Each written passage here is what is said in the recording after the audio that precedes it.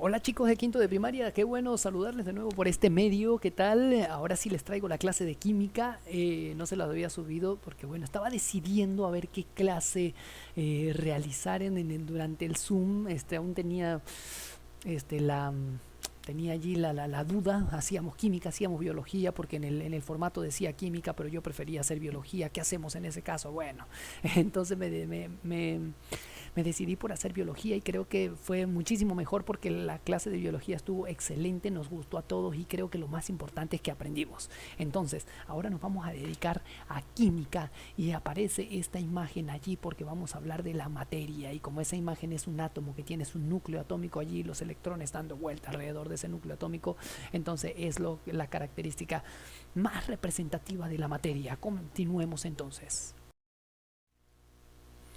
Comenzamos con un concepto de materia. La materia puede determinarse como todo aquello que existe en el universo que tiene masa y que ocupa un lugar en el espacio. Entonces, en el universo vamos a conseguir dos cosas. Vamos a conseguir espacio y vamos a conseguir materia. Repito, espacio y materia. Entonces, todo aquello que no sea espacio será materia. Por ejemplo, tu mano, por ejemplo, el agua que te tomas, por ejemplo, tu perrito, tu gatito, por ejemplo, las bacterias que están en tu intestino, todo eso es materia, chicos.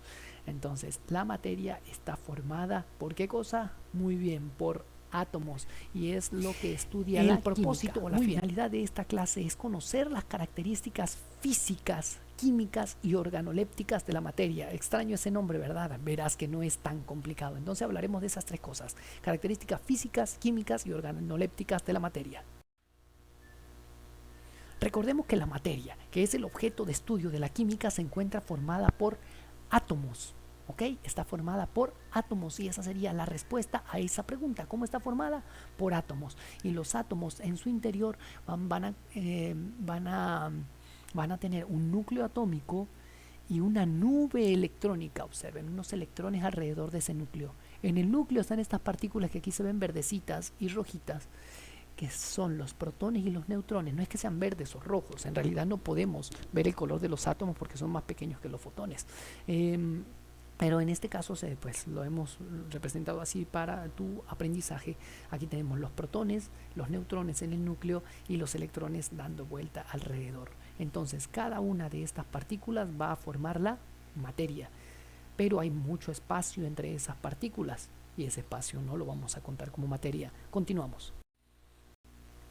¿Y de qué tamaño es un átomo? ¿De qué tamaño? Wow, en números, ¿de qué tamaño es un átomo?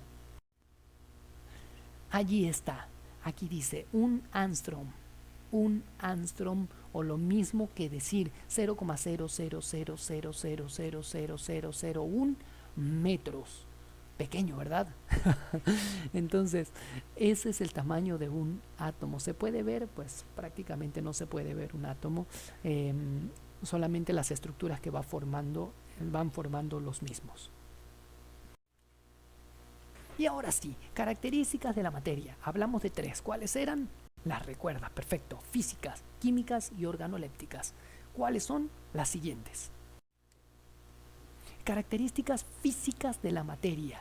Importantísimo, tienen que ver con las características externas. Todo aquello que podemos percibir de la materia son las características físicas. Por ejemplo, si están en estado sólido, líquido o gaseoso.